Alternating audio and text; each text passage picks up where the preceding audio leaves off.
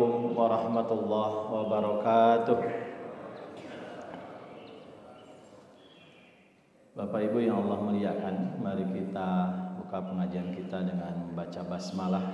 Bismillahirrahmanirrahim. Dengan nama Allah yang Maha Pengasih, tiada pilih kasih, semua dikasih.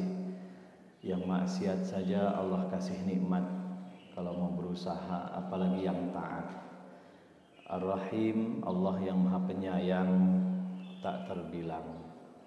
Terkhusus orang-orang beriman di akhirat kelak, oleh Allah Subhanahu wa taala akan diberikan anugerah yang tidak diberikan kepada orang tidak beriman. Alhamdulillahi bi ni'matihi tatimmus shalihat. Segala puji milik Allah yang menyempurnakan berbagai kenikmatan. Utamanya adalah nikmat iman, Islam dan ihsan. Wassalatu wassalamu ala sayyidina Muhammadin asyrafil anbiya'i wal mursalin. Salawat beserta salam marilah kita curah limpahkan kepada paduka alam, junjungan kita semua, habibana wa nabiyana Muhammad Rasulullah sallallahu alaihi wasallam. Asyhadu an la ilaha illallah wa asyhadu anna Muhammadan abduhu wa rasuluhu, amma ba'd. Bapak Ibu yang Allah muliakan, di hari Ahad terakhir di bulan Sya'ban, tepatnya 29 Sya'ban 1445 Hijriah ini, insyaallah kita akan mengkaji, mentadaburi berkaitan dengan pengantar kiamat. Ini baru pengantarnya ya, karena nanti terbagi ada kiamat kubro, ada kiamat sugro. Bapak Ibu yang Allah muliakan, setelah kita ini melalui beberapa fase kehidupan yang di dalam Al-Quran itu dimulai ya, dari penciptaan manusia, bahkan kalau kita merujuk ke Al-A'raf itu dari sejak di alam benih ya, dzurriyyah, yang ketika itu kita semua ditanya oleh Allah Subhanahu wa taala, alastu birabbikum, bukankah aku ini adalah Tuhan kalian semua? Kemudian kita semua menjawab, bala syahidna, betul ya Allah, kami bersaksi bahwa Engkaulah Tuhan kami semua. Itu ada ketika kita dalam alam dzurriyyah atau alam bibit lah, kira-kira begitu ya, di alam ruh, di Lauhul Mahfuz saja. Kemudian Allah tiupkan ruh tersebut ya ke dalam rahim ibu kita ya, melalui kerjasama yang baik dengan ayahanda kan gitu ya, dari air mani yang kemudian menjadi segumpal darah, alaqah namanya, kemudian mudghah, segumpal daging, kemudian dibungkuslah dari daging tulang belulang, dibungkus lagi dengan daging ya, fakasawnal idhama lahma tsumma ansha'nahu khalqan akhar. Kemudian Allah Subhanahu wa taala ciptakan dengan bentuk-bentuk yang fi ahsanit taqwim, sangat-sangat sempurna, berbeda dengan yang lainnya. Kemudian setelah itu kita lahir ke dunia. Memang wa minkum may yutawaffa, ada yang Allah wafatkan sebelum lahir. Ya 4 bulan Allah tiupkan kan ruh tersebut, kemudian bergeraklah janin tersebut dan Allah tulis rizkinya, umurnya, syaqiyun wa sa'idun, celaka dan bahagianya, semua sudah ada titik tulisnya. Walaupun di situ nanti ada qadha, ada qadar Allah, ada ketentuan Allah yang tidak bisa dirubah, nanti takdir namanya. Ada ketentuan Allah yang tergantung usaha hambanya, mau nggak dia berusaha, mau dia berubah menjadi lebih baik, yang kemudian Allah anugerahkan bekal yang sungguh luar biasa. Selain panca indera juga Allah anugerahkan akal, yang kemudian dengan akal tersebut ya jadilah karya-karya monumental umat manusia. Di Mesir kita tahu ada piramida, ada juga ya kita punya Monas misalnya, ada Menara Eiffel, ada dan sebagainya. Ya, pesawat yang dulu orang-orang dulu nggak mungkin baja itu bisa terbang, ternyata bisa terbang. Nggak mungkin baja itu ngambang di lautan, ternyata bisa, gitu ya. Kemudian penemuan-penemuan teknologi yang sungguh luar biasa. Kemudian kita hidup berfase-fase, anak-anak, remaja, dewasa, ya. Dulu anak-anak, kemudian punya anak, maka di situ ada yang Allah memang berikan kesempatan hidup sampai tua renta.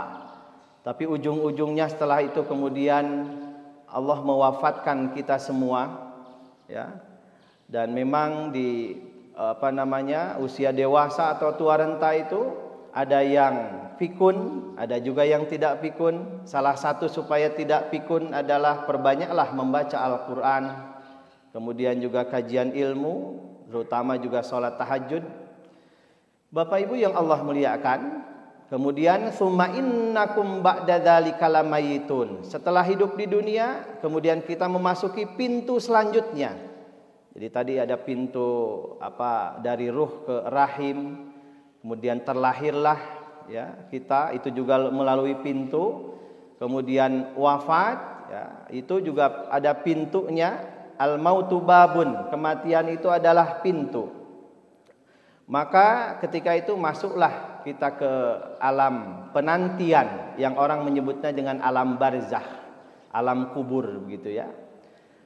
Dan ketika itu keluarga kita pun kembali ke rumahnya masing-masing, anak, istri, bahkan istri kita selesai masa iddah 4 bulan 10 hari bisa jadi menikah lagi. Ya, mungkin karena nggak ada yang diwariskan, nggak ada pensiunan begitu. Sementara anak banyak, ya mau hidup gimana lagi? Akhirnya menikah lagi. Bisa jadi nggak ingat kita lagi. Anak kita juga sama, mungkin nggak ingat kita lagi.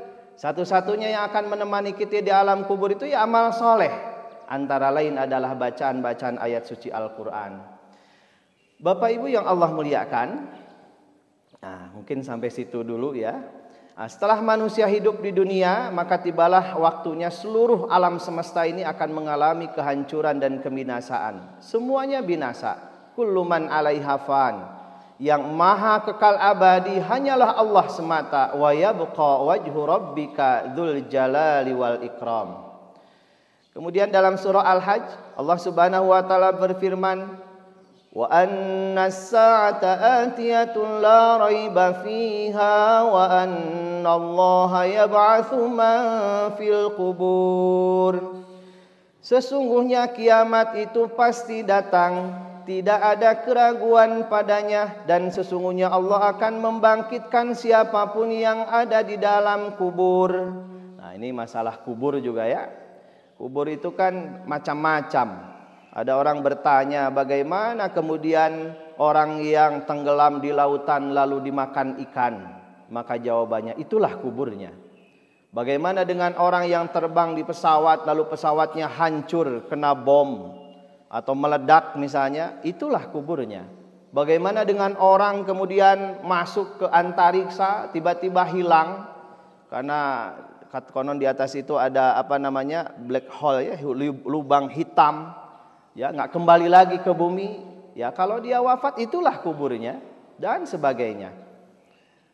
Bapak Ibu yang Allah muliakan, memang macam-macam ya kubur itu. Ini ya ilustrasi saja. Dan di dalam Al-Qur'an banyak surah-surah yang namanya ada juga surah Al-Qiyamah. Ya, surah Al-Qiyamah 40 ayat. Allah dibuka dengan la uqsimu biyaumil qiyamah. Aku bersumpah dengan hari kiamat. Wala uqsimu bin nafsil lawwamah, dan aku bersumpah dengan jiwa yang penuh dengan penyesalan. Menyesal karena ketika di dunia tidak memiliki bekal amal yang cukup dan sebagainya. Ada juga surah Al-Qari'ah gitu ya. Artinya kiamat juga, walaupun Qara itu mengetuk. Belakangan viral, ada yang keliru ya. Al-Qari'ah itu bahkan dia menyalahkan mufassir yang sudah muktabar. Kata dia Al-Qari'ah itu bukan kiamat, Al-Qari'ah itu pembaca perempuan. Wah, ini salah sekali ya. Ahli fisika semangat berbicara agama tapi mungkin tidak belajar bahasa Arab. Dia sangka Qari'ah itu hamzah, padahal bukan hamzah tapi ain. Kata dia buktinya kalau ada acara, marilah kita bacakan Al-Quran yang akan dibacakan oleh Qari'ah, katanya gitu ya. Nah, kalau di situ memang qara'a yaqra'u qira'atan fahuwa qari'un. Qari'un itu pembaca laki-laki, qari'atun itu pembaca perempuan. Tapi surah Al-Qari'ah bukan hamzah, dia ain, Al-Qari'ah artinya kiamat. Nah, jadi Bapak Ibu hati-hati juga di media sosial, begitu kita harus mengenal juga, karena ternyata pengikutnya banyak juga gitu ya, banyak juga. MUI Cimahi sedang mencoba mengidentifikasi dan orangnya akan dipanggil. 2012 sudah dipanggil oleh MUI Jawa Barat. Kenapa? Ya karena kita punya tugas. Kalau sudah memang tidak semuanya keliru, tapi ketika ada yang keliru ya kita watawasau bil haq watawasau bis sabr, kan? Saling mengingatkan, bukan seperti itu. Bapak Ibu yang Allah muliakan, ada lagi surah At-Takwir, idza syamsu kuwirat, apabila matahari digulung. Enggak kebayang ya matahari digulung seperti apa. Dan besarnya matahari itu kan sangat besar sekali dibanding dengan bumi, ya kira-kira kurang lebih kalau kita lihat di Ma'arad Madinah itu 1.300.000 kali lipat daripada bumi. Jadi besar matahari, Pak. Makanya dalam teorinya bumi ini kan dia mustaqarrun, dia berputar pada porosnya. Tidak hanya bumi, semua. Ya ada bulan kan satelitnya bumi. Bulan mengelilingi bumi ya dalam satu bulan, kita sebutlah satu bulan begitu. Dan itu ada porosnya. Dia tidak keluar dari jalur itu, dia tidak menjauh, dia tidak mendekat, kira-kira begitu. Ada ukurannya kapan dia harus menjauh tapi tidak terlalu jauh. Begitu juga dengan bumi ketika mengelilingi matahari dalam 1 tahun, itu kan seimbang, semuanya ada ukurannya. Kalau terlalu jauh, bumi ini akan beku kedinginan. Kalau terlalu dekat, bumi ini akan terbakar. Itulah keseimbangan. Sama halnya dengan di dalam tubuh kita pun harus seimbang. Kalau Bapak Ibu kurang darah, apa ya? Penyakit apa kalau kurang darah? Darah rendah. Ya? Ada kelebihan darah nggak? Darah tinggi. Ya? Kekurangan apa Pak? Yang sini teh?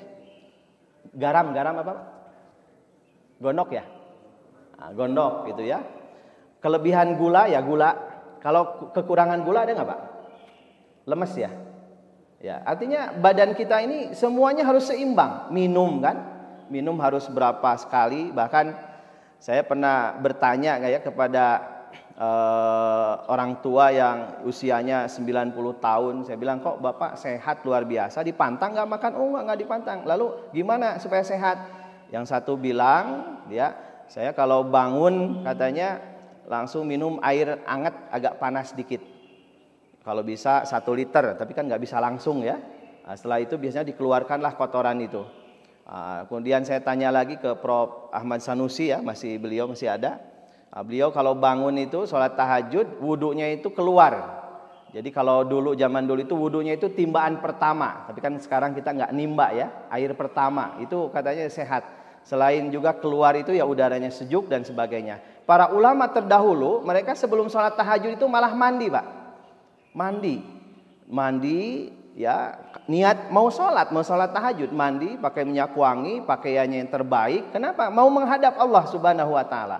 Sebab kita saja mau menghadap orang kalau ada acara walimah atau pesta kan, pakaian terbaik, mandi pakai minyak wangi, itu menghadap manusia lah. Kita ini menghadap Allah. Itu para ulama terdahulu begitu. Makanya mereka habis isya itu kebanyakan ya udah tidur saja supaya bisa bangun malam. Karena bagaimana kita bisa bangun malam kalau begadang, dan itu secara medis tidak sehat. Kita lanjut. Nah, ini hanya ilustrasi saja. Wa idzal biharu fujirat, di ayat yang lain sujirat, apabila air laut itu telah ditumpahkan ke daratan.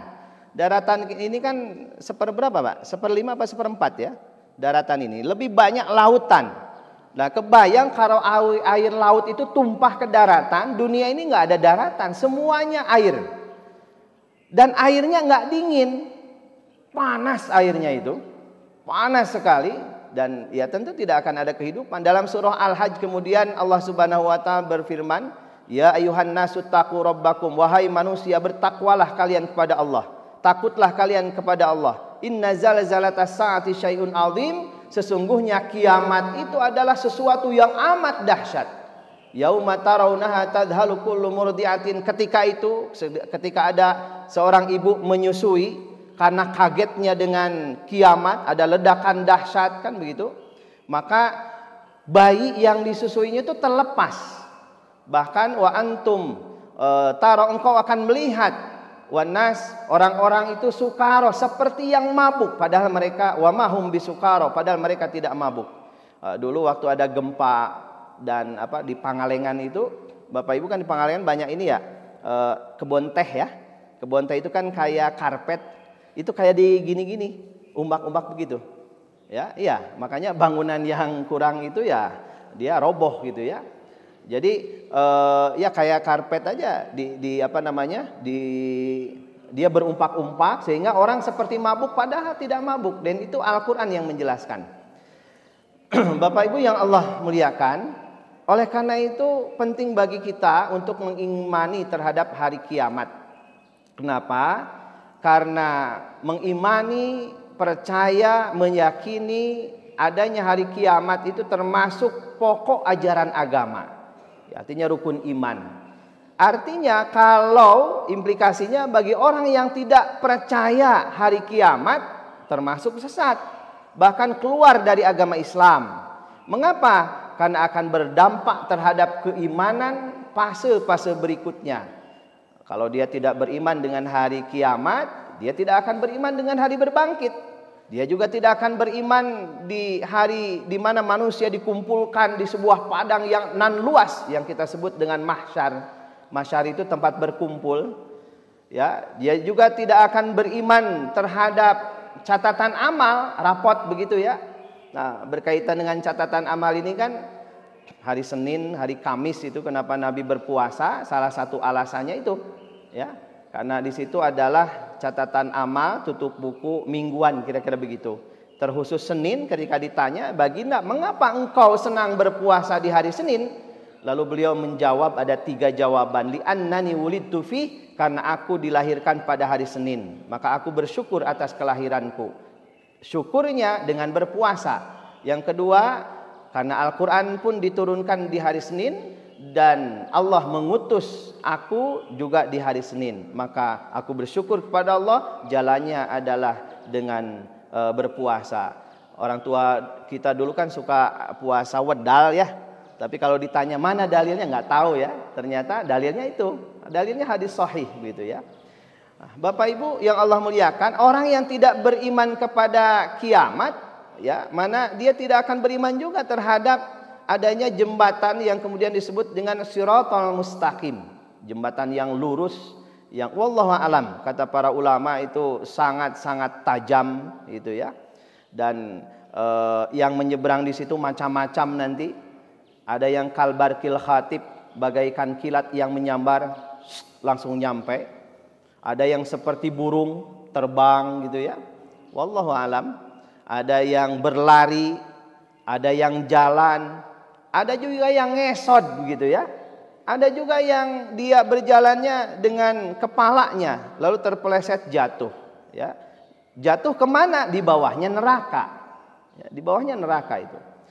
Kemudian orang yang tidak beriman dengan hari kiamat, mana dia akan percaya dengan haud. Haud itu telaga ya, telaga namanya Al-Kautsar. Itu haud, air telaga yang semua orang beriman akan minum di situ. Sebelum masuk surga minum di situ, dan ketika minum itu maka di dalam hatinya sudah tidak ada lagi rasa-rasa hasad, dengki, iri, semuanya akan baik-baik. Nah, orang yang tidak beriman dengan hari kiamat, maka dia juga tidak akan beriman dengan adanya surga dan neraka. Maka mereka bilang, udahlah hidup di dunia ini poya-poya saja, senang-senang saja. Toh kalau sudah mati ya sudah mati saja jadi tanah, kan begitu. Sama halnya dengan orang kafir Quraisy yang kemudian dia itu membawa tulang belulang, dia sengaja menggali kuburan tua. Tulang belulang yang sudah rapuh itu dibawa di hadapan Nabi. Kemudian dia bilang, "Hei Muhammad, mana mungkin tulang belulang yang sudah hancur ini hidup kembali?" Ya, enggak masuk akal kata dia. Fa idza hiya ramim, kan gitu. Ini tulang belulangnya sudah hancur. Akhirnya apa? Qul yuhyihal ladzi ansha'aha awwala marrah. Katakanlah wahai Muhammad, sesungguhnya yang akan menghidupkan kembali, membangkitkan kembali seperti yang semula adalah Allah, dan itu hayyinun, membangkitkan jauh lebih mudah daripada menciptakan yang pertama. Bahkan dalam surah Al-Qiyamah itu disebutkan, ayahsabul insanu allan najma idhamah, apakah manusia mengira bahwa aku ini tidak mampu kemudian mengumpulkan jari jemari yang sudah hancur, yang terlepas misalnya.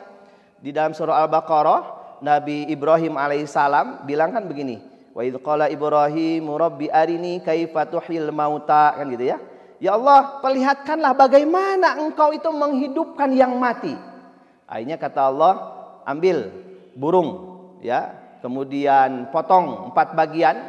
Kemudian 4 bagian itu kirim, 1 bagian ke gunung A, 1 bagian ke gunung mana gitu. Jadi 4 gunung berjauhan jaraknya. Setelah itu tsummad'uhunna, panggil burung itu yang sudah mati, yang sudah dipecah-pecah itu, ya. Tsummad'uhunna ya'tinaka sa'ya. Niscaya itu burung akan memenuhi panggilanmu. Artinya menyatu kembali. Itu salah satu contoh supaya kita betul-betul mengimani. Jadi kalau burung yang dipecah-pecah itu ya logikanya yang hancur bagaimanapun itu akan kembali seperti semula. Bapak Ibu yang Allah muliakan, apa itu hari kiamat? Kiamat itu hari akhir yang pasti terjadi. Hari kiamat adalah peristiwa kehancuran menyeluruh bumi, alam semesta, seluruh makhluk Allah, kecuali hanya Allah saja. Pada hari kiamat tak satu pun planet yang tersisa, termasuk bumi. Ia adalah hari terakhir dari segala kehidupan yang ada di muka bumi ini. Nah, ini nama lain dari hari kiamat ya. Misalnya ada hari pembangkitan, hari pembalasan ya, Maliki Yaumiddin gitu ya. Itu hari pembalasan, Yaumul Jaza. Ada juga hari perhitungan, Yaumul Hisab. Ya, semua dihitung, kita punya catatan amal. Maka seperti kemarin nisfu Sya'ban itu catatan amal tahunan, kira-kira begitu ya. Maka di situ ya sama dengan hari Senin dan Kamis, Nabi ingin di catatan terakhir itu adalah catatan yang baik, husnul khotimah. Dan biasanya kalau kita lihat di di skripsi ya, tesis atau disertasi, itu kan yang dibuka itu kalau nggak halaman pertama, halaman akhir ya. Simpulan itu akan kelihatan itu. Ya itu mungkin analogi, tapi kira-kira Nabi ingin ketika di catatan terakhirnya itu bagus gitu ya, ada amal soleh. Maka Bapak Ibu, mari kita biasakan kita mengikuti sunnah Rasulullah SAW ya, seperti Senin dan Kamis tersebut begitu ya. Walaupun tentu semua hari juga kita upayakan memiliki amal soleh. Kemudian ada Yaumul Hasrah namanya, hari penyesalan. Kemudian ada As-Sa'ah atau kehancuran. Kemudian ada Yaumut Tanad, hari saling memanggil. Ada Yaumul Fasl, inna yaumal fasli miqatuhum ajmain, dalam surah Ad-Dukhan, hari pemisahan atau keputusan. Di mana apakah suami istri ketika di dunia itu akan bersatu kembali atau berpisah? Yang satu masuk neraka, yang satu masuk surga. Apakah anak dengan orang tuanya akan kembali berkumpul seperti dunia, di dunia saling membela, atau sebaliknya di akhirat itu saling menggugat. Anak menggugat orang tuanya, istri menggugat suaminya dan sebagainya karena tidak pernah disuruh menutup aurat misalnya, tidak pernah dididik wudu, sholat dan sebagainya. Akhirnya istrinya menggugat suami atau anak menggugat orang tuanya. Yang bisa jadi ketika itu orang tuanya masuk ke surga, nggak jadi itu. Kenapa? Dipanggil oleh anaknya, diseret suruh masuk neraka terlebih dahulu. Na'udzubillahi min dzalik. Oleh karena itu ya itu amanah ya, berat sebetulnya. Kemudian hari kiamat juga disebutkan yaumul jam'i. Disebut hari berkumpul karena seluruh manusia mulai sejak dari Nabi Adam alaihissalam sampai manusia yang lahir terakhir, ya, terakhir sebelum sangkakala pertama ditiupkan oleh malaikat Israfil, itu dikumpulkan semua. Ya, seperti apa ya wallahu alam, semuanya berbaris, sofa berbaris semuanya. Dan masing-masing barisan itu punya komandan, Pak. Ada komandannya. Nanti kalau tukang ngebunuh, ya itu komandannya Qabil lah, kira-kira begitu. Nanti kalau komandannya yang jadi nabi atau yang jadi Tuhan, ya, yang ngaku jadi Tuhan, ada Fir'aun di situ. Yang jadi nabi palsu misalnya, itu ada Musailamah al-Kadzdzab. Di kita juga ada apa sih, Ahmad Musaddiq gitu ya. Yang ngaku jadi malaikat, siapa itu? Lia Eden apa Edan gitu ya. Oh, macam-macam. Pokoknya ada, semuanya berbaris, ada komandannya gitu ya. Dan sebagainya. Wallahu alam, Bapak Ibu. Termasuk kita semua berbaris dan uryanan dalam keadaan telanjang. Ya, enggak menggunakan sehelai kain pun. Kain kapan yang digunakan membungkus kita ketika kita wafat itu pun tidak ada. Maka ketika itu yauma yafirrul mar'u min akhi. Pada hari itu kemana kita akan pergi? Ya, enggak bisa. Kemana kita akan pergi? Enggak bisa itu. Kalla la wazar ila rabbika yauma idzil mustaqar. Maka tempat satu-satunya tempat berlindung hanya Allah Subhanahu wa taala. Kemudian kita juga meminta syafaatul uzma dari baginda Nabi Muhammad Rasulullah sallallahu alaihi wasallam. Ada juga namanya yaumul wa'id, hari yang wa'ad ya, yang sudah dijanjikan. Ada juga namanya kiamat itu yaumul khulud atau yang kekal. Nah, ini yaumul ba'ats. Yaumul ba'ats itu nama lain dari hari kiamat, yaitu berbangkit. Di hari itu semua manusia akan dibangkitkan kembali. Tertulis mereka yang tidak bertakwa akan merasa kesulitan di hari itu. Surah Ar-Rum ayat 57. Maka pada hari itu tidak bermanfaat lagi bagi orang-orang zalim permintaan uzur atau maaf mereka, dan tidak pula mereka diberi kesempatan bertaubat. Bapak Ibu, ketika Abu Lahab itu menzalimi Nabi, ya, Nabi Muhammad SAW, karena setiap kali Nabi berdakwah itu selalu Abu Lahab itu mengatakan kepada orang-orang dia itu bohong. Tahu nggak, dia itu keponakanku dan dia itu bohong. Istrinya Arwa itu dia suka mencari duri. Sengaja dia kumpulkan duri-duri itu dengan susah payah. Kemudian dia simpan di jalanan yang dilalui oleh Nabi Muhammad SAW. Padahal itu bibi. Ya, Abu Lahab itu kakak ayahnya Abdullah itu ya. Tapi dari ibu yang berbeda. Saking dengkinya kepada Nabi Muhammad sallallahu alaihi wasallam, maka turunlah surah Al-Lahab atau Al-Masad, ya, yang menyatakan bahwa Abu Lahab dan istrinya itu akan disiksa oleh Allah Subhanahu wa taala. Orangnya masih hidup, tapi berita bahwa keduanya akan disiksa dan masuk neraka itu disampaikan. Maka ketika mendengar itu Abu Lahab bilang, kalau begitu, kalau apa yang keponakanku bilang seperti itu, akan aku tebus kesalahanku dengan seluruh hartaku. Maka turunlah ayat yang kedua, ma agna anhu maluhu wa ma kasab. Oh, enggak bermanfaat, enggak ada gunanya harta dia. Apapun yang dia miliki tidak ada gunanya. Bapak Ibu yang Allah muliakan, maka harta benda atau jabatan atau apapun itu akan bermanfaat ketika kita hidup, kemudian kita tasarrufkan fi sabilillah untuk membantu orang. Kemudian yaumul hisab tadi, artinya semua amal perbuatan manusia akan dihitung. Yaumul hisab terjadi setelah yaumul ba'ats atau hari berbangkit. Di hari ini amal perbuatan akan ditimbang, ditimbang dan akan menentukan manusia akan menjadi ashabul yamin, ya, atau ashabus shimal, akan menjadi penduduk surga atau penduduk neraka. Allah berfirman, pada hari ini tiap-tiap jiwa diberi balasan dengan apa yang dia usahakan. Kullu nafsin bima kasabat rahinah dan sebagainya. Tidak ada yang dirugikan pada hari ini.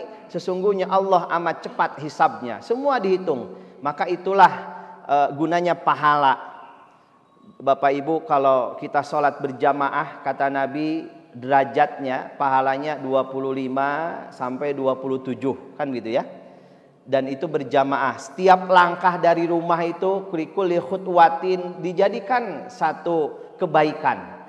Masuk masjid, melangkahkan kaki kanan, lalu kita sholat tahiyatul masjid. Menunggu azan, itu kebaikan. Ketika muadzin mengumandangkan azan, kita yang sedang baca Al-Quran langsung berhenti. Ngapain? Mendengarkan muadzin lalu menjawab.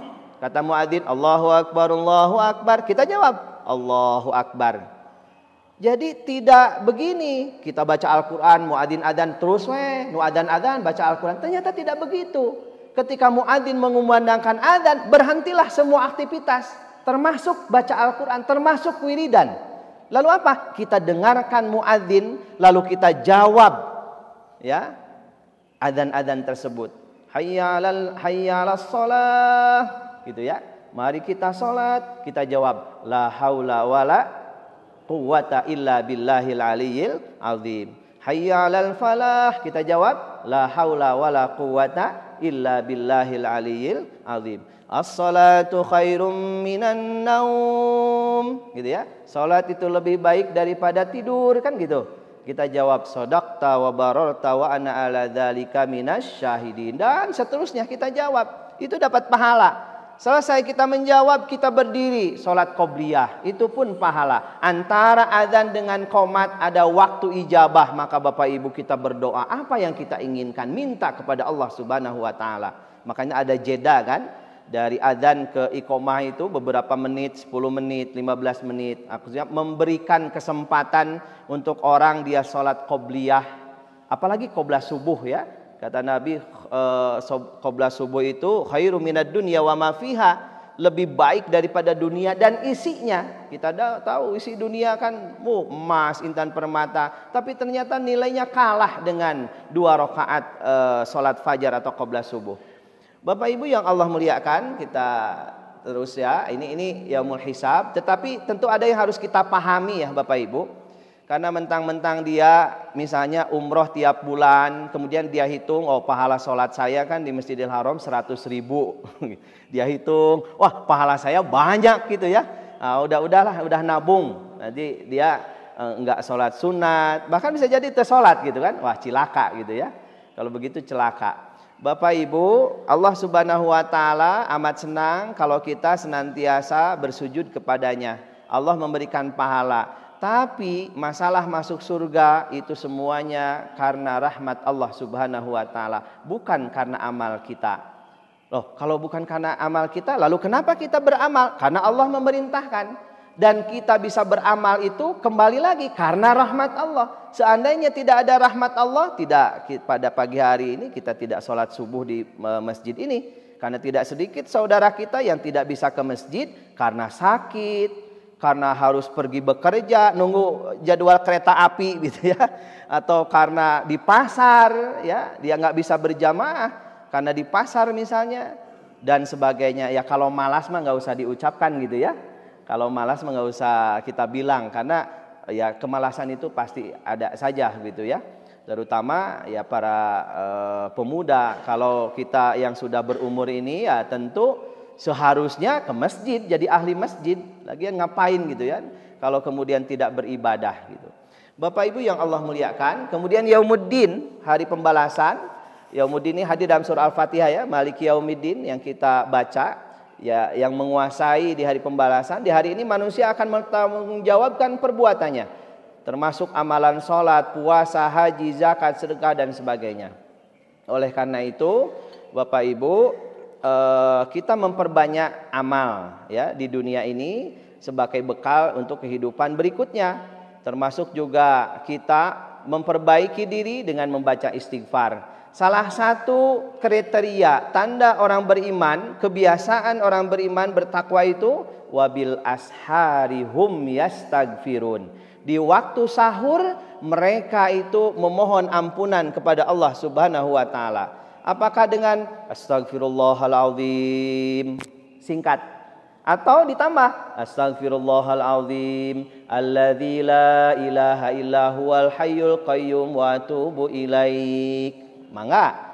Atau masih kurang, tambah lagi. Oh, saya ingin memohon ampun untuk orang tua saya, untuk kakek nenek saya. Tambah lagi. Astaghfirullahaladzim li wali walidayya wali ashabil huquqi wajibati alayya wali masyaykhina wali ikhwanina wali akhawatina wali jaddina wali jaddatina wali jamil muslimina wal muslimat wal mu'minina wal mu'minati al ahya'i minhum wal amwat. Nah, itu mah semua Pak, muslimin muslimat disebut semua itu. Yang sudah tiada, yang masih hidup disebut semua. Masih ingin istighfar yang lebih hebat lagi, pakai sayyidul istighfar. Allahumma anta rabbi la ilaha illa anta khalaqtani wa ana abduka wa ana ala ahdika wa adika mastata'tu. Dan seterusnya, itu pengakuan bahwa kita ini berdosa, banyak dosa ya Allah. Seandainya engkau tidak mengampuni, maka kami termasuk orang yang merugi ya Allah.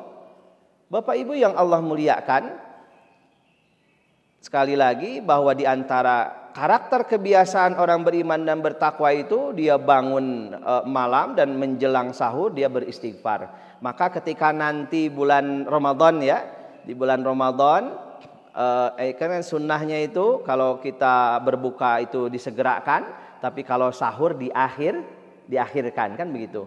Maka sayang kalau kemudian Bapak Ibu ya kita sudah terbiasa bangun misalnya jam 3, kalau tidak sholat tahajud lagi sayang kan. Oh kan sudah witir ya, witir itu bukan penutup sholat sebetulnya ya. Tapi setelah witir kita nggak bisa sholat lagi. Tapi setelah kita tidur kemudian bangun bisa sholat. Sholat apa? Tahajud. Ada juga yang begini gitu ya. Setelah taraweh itu kan bagian dari qiyamul lail ya, sholat malam. Kalau sholat malam itu ya ba'da isya semuanya sholat malam. Tapi kalau tahajud ba'da tahajud, artinya ba'da juhud, setelah dia tidur kemudian bangun. Sementara Rasulullah SAW itu qiyamul lailnya memang malam, tengah malam gitu ya, tengah malam sampai mendekati waktu sahur. Maka ketika itu sayang kalau kita tidak berdoa, termasuk setelah taraweh. Cuman kan biasanya begini ya, kalau kita tidak sholat witir, jangan-jangan lupa gitu ya, jangan-jangan lupa, ya udah ikut sajalah lagian berjamaah kan itu ya. Maka Bapak Ibu kita ikuti saja imam setelah taraweh kemudian witir, dan di situ juga ada doa sebetulnya. Baik doa taraweh itu sebenarnya istilah baru pada masa tabi'in. Pada masa Nabi itu nggak ada istilah taraweh, yang ada qiyamul lail. Ya qiyamul lail itu, dan Nabi juga berjamaah hanya 3 malam karena khawatir kemudian diwajibkan gitu ya. Dan Bapak Ibu, Nabi itu sholat 11 rakaat, itu satu-satunya hadis riwayat Siti Aisyah, itu tidak hanya di bulan suci Ramadan, fi Ramadana wa fi ghairihi, di bulan suci Ramadan dan di luar Ramadan juga 11. Maka kata para ulama itu dalil 11 kila 13 rakaat itu adalah tahajud. Kenapa? Karena tahajud bagi Nabi adalah wajib. Ya, bagi kita sunnah, bagi Nabi adalah wajib. Makanya sholat tarawih itu kata para ulama ada yang mengatakan bi ghairi muayyanin. Ya, tidak dijelaskan berapa rakaatnya. Karena kalau kita tahu di Madinah itu, Pak, Bu, di Madinah itu ada yang 36 rakaat. Dulu ya, dulu. Ada yang 45 rakaat. Kenapa kok di Madinah sampai banyak begitu? Sebab orang Madinah iri dengan orang Mekah. Kenapa iri? Orang Mekah itu sudah 4 rakaat tawaf. Beres 4 rakaat tawaf, 7 keliling. Lanjutkan lagi. Dulu ini ya, dulu. Walaupun mungkin sekarang juga ada. Setelah itu 4 rakaat tawaf lagi. 4 rakaat tawaf lagi. Ya, karena itu 20 rakaat. Sehingga kata orang Madinah kita nggak bisa tawaf. Ya udah kita tambahin aja lagi. Nah, itu ya, itu bi ghairi muayyanin. Atau begini Bapak Ibu, ya kadang-kadang kan ini kan masalah ikhtilaf begitu ya. Sebetulnya kata Nabi, jika idza kana ahadun mangkana lahu hajah, jika dia memiliki suatu kebutuhan, falyusolli rakaataini, maka salatlah 2 rakaat. Tadi Bapak Ibu menjelang sahur bisa salat tahajud atau salat hajat. Bapak Ibu, Imam Bukhari kan sahih kitab hadis yang banyak dipegang dan terpercaya kan. Beliau meriwayatkan ratusan ribu hadis, 600-700 ribu hadis. Tapi yang beliau anggap sahih, ya, yang beliau anggap sahih, tapi belum tentu kemudian di yang lain juga tidak sahih. Di yang lain kan masih banyak ya, tidak hanya beliau, ada Imam Muslim, At-Tirmidzi, An-Nasai, ada Kutubut Tis'ah, selain itu ada kitab Sunan, puluhan begitu. Nah, itu beliau setiap kali menulis hadis, memohon petunjuk kepada Allah, sholat 2 rakaat. Bayangkan, 1 hadis 2 rakaat. Ini yang diriwayatkan ratusan ribu. Kan kebayang tuh kalau 100 ribu kali 2 rakaat aja udah berapa, Pak?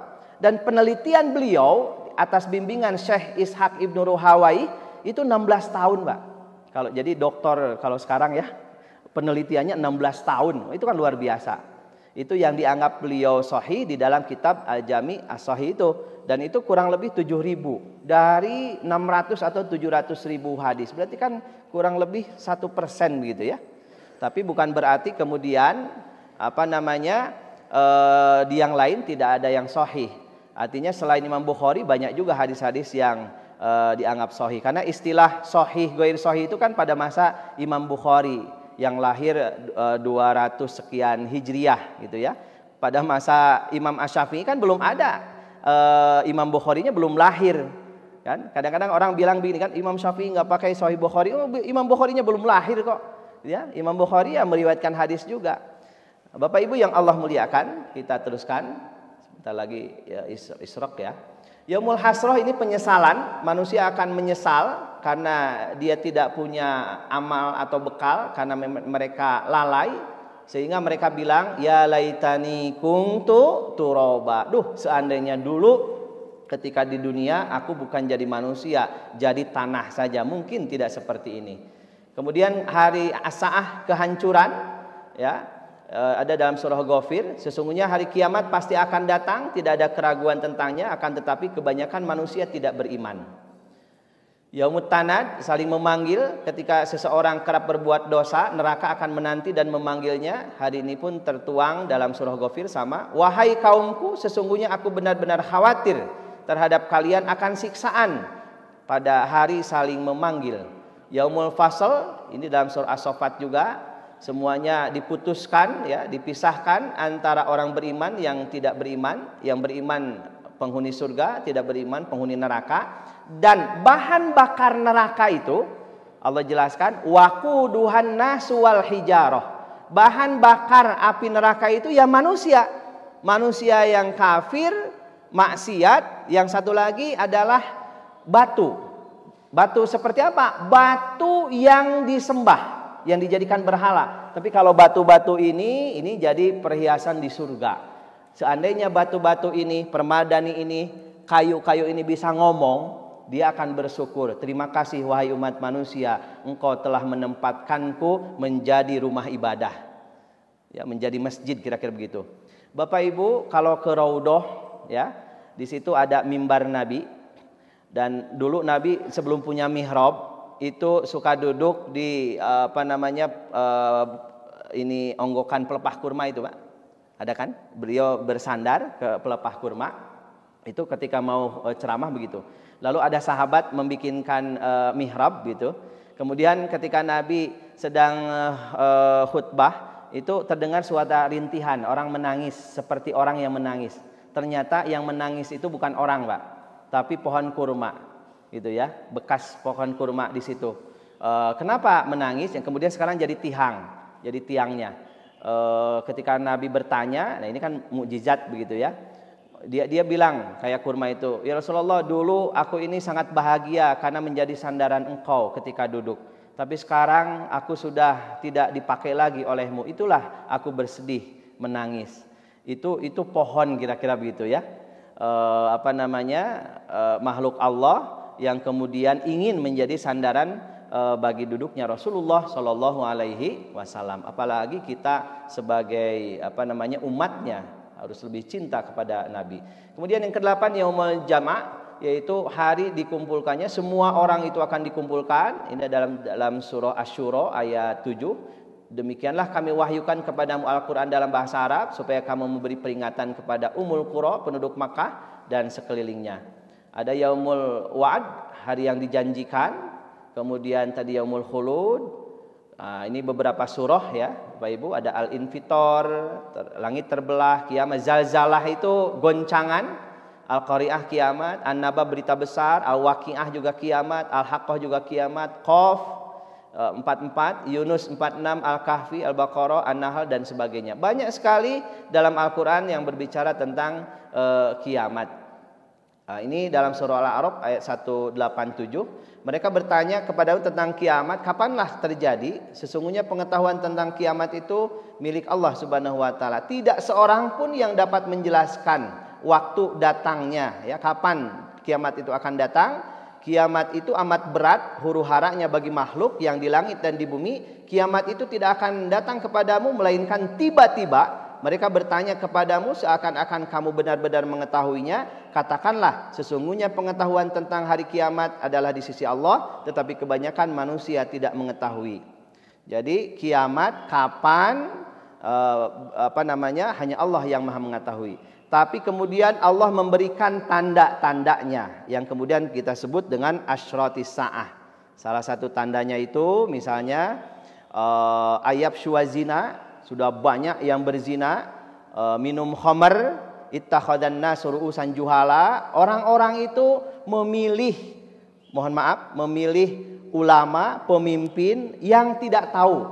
Istilahnya yang bodoh lah. Yang bodoh kok dijadikan pemimpin, yang bodoh kok dijadikan ulama, kira-kira begitu. Dan pengikutnya banyak, dan ini sudah terjadi, gitu ya.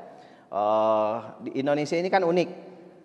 Kalau ada aliran apapun itu pasti ada pengikutnya itu. Di Jawa Barat ini Bapak Ibu lebih dari 300 aliran sesat, ada pengikutnya. Ini aneh gitu ya, luar biasa sebetulnya itu ya. Di Timur Tengah itu alirannya nggak terlalu banyak gitu ya. Nah, di kita ini luar biasa lah gitu ya. Islam datang, memeluk Islam. Penjajah datang, bawa agama lain, diikut juga, ikut penjajah gitu kan. Kemudian datang yang baru, ikut lagi, terus aja semuanya ikut gitu ya. Mau yang lurus, mau yang bengkok, ada saja. Bapak Ibu yang Allah muliakan, itu saja mungkin ya yang bisa saya sampaikan. Jadi doa itu sangat penting, terutama doa di penghujung sholat ya. Tidak hanya sholat yang 5 waktu, termasuk juga sholat sunnah. Kita biasakan berdoa, dan berdoa jangan hanya untuk diri kita. Bapak Ibu, bagi yang masih punya orang tua ataupun yang telah tiada, sebutkan kedua orang tua kita, doakan mereka, karena yang mereka butuhkan itu adalah doa kita. Kan antara lain yang akan terus mengalir itu doanya anak yang soleh dan solihah. Kalau kita terbiasa mendoakan kedua orang tua kita, insya Allah anak-anak kita pun akan ingat kepada kita dan mendoakan kita. Apa dalilnya? Kata Nabi, birru abakum ya birrukum abnaukum. Berbuat baiklah kalian kepada kedua orang tuamu, niscaya kebaikanmu itu kepada orang tuamu kelak ketika engkau punya anak, anakmu pun akan berbuat baik kepadamu. Salah satu kebaikan adalah doa atau sodako. Jadi kalau Bapak Ibu infak sodako, jangan hanya atas nama diri kita, ya, niatkan untuk kedua orang tua kita juga, karena yang wafat itu lebih membutuhkan doa sebetulnya. Termasuk setelah sholat sunnah, sholat taraweh ataupun sholat witir ya. Bahkan namanya doa itu keluar masjid saja doa ya. Kita sebagai umat Islam ini kemana-mana doa, masuk rumah doa, keluar rumah berdoa, masuk hamam toilet saja berdoa Pak. Allahumma inni a'udzubika minal khubusi wal khabaisi. Cuman jangan dikeraskan aja kan.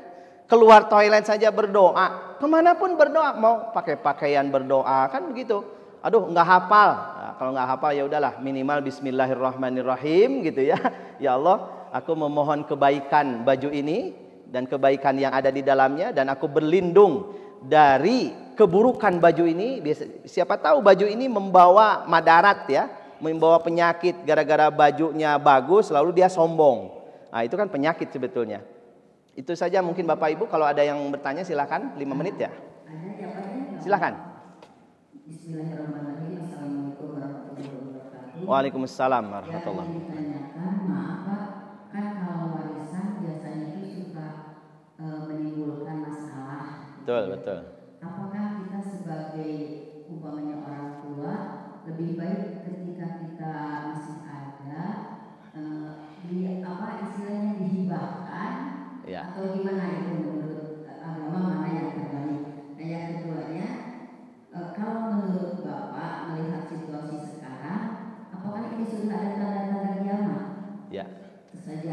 Baik. Assalamualaikum warahmatullahi wabarakatuh. Waalaikumsalam warahmatullahi wabarakatuh. Pertama, kiamat itu kan tandanya ada dua, kiamat kecil, kiamat besar. Yang sudah ada tanda-tandanya sejak zaman Nabi itu kiamat kecil. Kalau kiamat besar belum keluar. Sebab kalau tanda-tanda kiamat besar sudah keluar ya celaka kira-kira gitu ya. Dan Bapak Ibu jangan khawatir, orang beriman itu tidak akan menyaksikan dahsyatnya kiamat. Kenapa? Karena Allah akan meniupkan angin spoi-spoi yang segar, kemudian orang-orang beriman itu akan wafat. Nah, jadi sebetulnya ini kajian nanti ya. Nanti setelah ini ada tanda-tanda kiamat kecil dan tanda-tanda kiamat besar. Seperti tadi minum arak, berzina, itu tanda-tanda kiamat kecil. Kalau tanda kiamat besar, dan itu kiamat besar itu segera gitu ya, artinya bakal cepat kiamatnya. Salah satunya keluar dabah. Dabah itu makhluk ya, makhluk. Kemudian Dajjal, Ya'juj Ma'juj, Nabi Isa juga akan diturunkan ke bumi gitu ya. Matahari terbit yang harusnya dari timur, ini dari barat kan itu. Wa jumi'asy syamsu wal qamar, bahkan wa khasafal qamar. Bulan tidak lagi bercahaya karena memang bulan tidak memiliki cahaya kan, hanya memantulkan. Tapi dua-duanya terbit pada tempat yang sama, kira-kira begitu. Dan itu di dalam hadis disebutkan hari Jumat. Nah, itu Bu ya. Jadi ada tanda-tanda kiamat kecil, ada yang besar. Kalau yang kecil itu sudah banyak. Termasuk salah satunya adalah informasi menjelang kiamat itu kita tidak tahu mana yang benar, mana yang palsu. Artinya hoax itu ya, hoax itu. Sangat sulit, semua orang kita tidak tahu mana yang benar, mana yang palsu. Maka ketika itu Nabi bersabda, kafa bil mar'i itsman. Cukuplah seseorang itu berdosa ayuhadditsa bikulli ma sami'a. Apa saja yang ia dengar lalu ia ceritakan tanpa difilter. Kalau sekarang apa yang kita dapat dari WA lalu kita sebarkan tanpa difilter. Bahkan tiba-tiba kita benci orang, ya, benci orang itu, kenal hente gitu kan. Kenaon kita benci gitu ya. Kemudian kita sebarkan supaya orang benci juga. Padahal ternyata itu hoax misalnya. Maka bijaklah dalam bermedia sosial dan sebagainya supaya kita tidak berdosa gitu ya. Insya Allah nanti kita bahas Bu ya detailnya. Kemudian yang kedua hibah. Nah ini juga tanggal berapa Pak Haji ya? Ada 3 pertemuan. Saya sudah menyiapkan Bu sebetulnya. Nanti kalau Bapak Ibu perlu saya selalu membuat ini nih waris ya. Ini pengantar bagian ke-1 ya, tentang waris, wasiat, hibah dan sebagainya. Betul Bu, apa yang Ibu katakan itu, bahkan tidak hanya orang awam, setingkat ajengan kiai saja sekarang itu berpikirnya begini, mendingan kita hibahin aja deh. Bapak, istilahnya begini Pak, bapak mah mau ninggalkeun warisan. Bapak mah dek ngabagi we eta tanah 100 tumak ewang gitu. Ada bedanya, ketika hidup dibagi namanya hibah. Kalau warisan itu syaratnya mati dulu. Iya. Kalau udah wafat baru warisan. Tapi kan tidak langsung waris, ada yang harus dibagi dulu. 1, jika mayit punya hutang piutang, selesaikan dulu. Yang kedua, jika mayit punya wasiat. Wasiat harta maksudnya Pak. Dan wasiat ini tidak boleh ke ahli waris. Wasiat harta ya.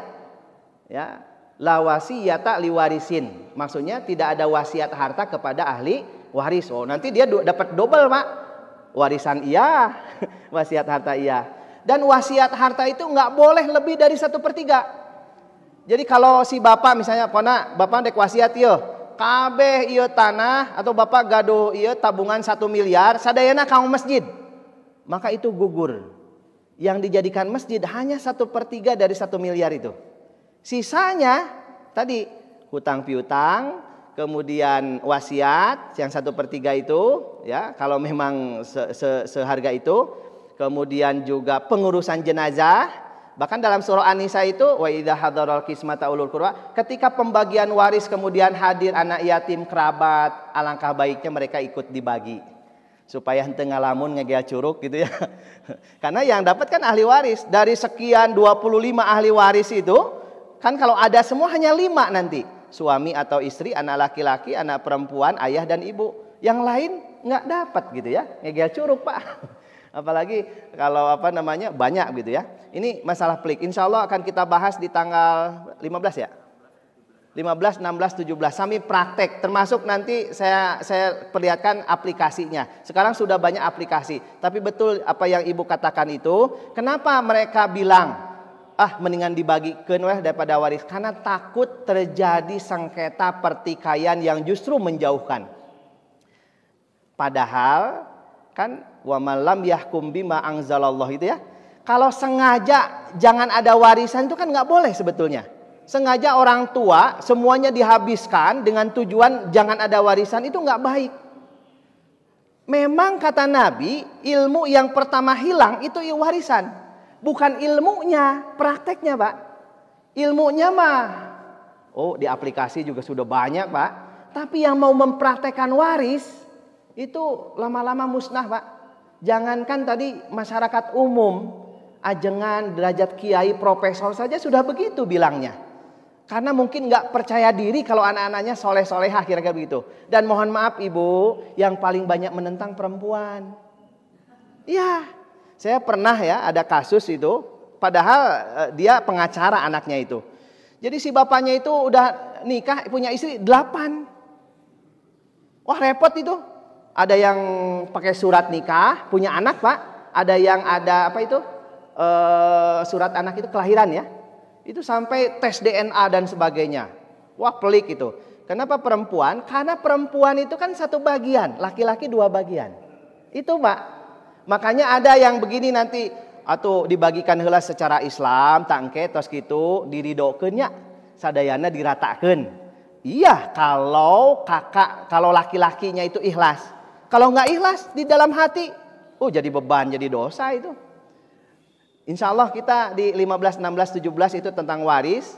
Ya memang sih kalau ada papan tulis gitu ya. Jadi saya tadinya mau teori dulu baru praktek. Tapi kira-kira mendingan teori praktek gitu ya. Sedikit-sedikit saja. Itu Bu. Maaf ada satu ya nggak apa-apa. Untuk ibu-ibu dan bapak-bapak kami perkenankan untuk menikmati bubur Cianjur. Ya. Nah, terima kasih banyak. Ya. Terima kasih. Ya. Dan terakhir Bapak Ibu mohon maaf, hari ini saya ada acara ya, haflah tilawah dan simaan dimulai dari pukul 8 atau 9. Dan dari kemarin kita ngaji 30 juz non-stop Pak. Dari kemarin subuh sampai tadi saya berangkat ke sini 3:30 itu baru juz 22. Itu terus santri giliran gitu. Ya, giliran. Dan nanti jam 8 simaan. Ya simaan itu ya disimak hafalan mereka. Ini juz 1, juz 2 dan seterusnya begitu. Artinya Bapak Ibu dengan tidak mengurangi rasa hormat, saya mengundang Bapak Ibu kalau punya waktu atau kebetulan ke daerah selatan gitu ya, mau hadir ke acara kita Pesantren Tahfidz PMIQ Nur Rohmah 2 Cimaung. Kalau dari Tugu Eril sebelah kanan, kalau ke saya sebelah kiri ke Gunung Puntang Pak. Ya, itu ada Alfamart, sebelum Alfamart 20 meter itu ada ada plang PMIQ hijau, masuk ke situ. Nah, tapi walaupun saya tahu sih hari ini banyak yang munggah juga ya, punya acara keluarga masing-masing, saya maklumi juga gitu ya, dari hari Jumat sebetulnya. Itu saja Bapak Ibu ya, atau kapan-kapan bolehlah kita tunggu jamaah mau buat tram, mau pembeli gathering, insya Allah yang mancing mah ayah Pak. Untuk cucu-cucu anak-anak kecil bisa renang juga insya Allah gitu ya. Itu saja mungkin Bapak Ibu mohon maaf yang sebesar-besarnya, benar hakikatnya dari Allah, salah dari kehilapan saya. Billahi taufik wal hidayah. Wassalamualaikum warahmatullahi wabarakatuh.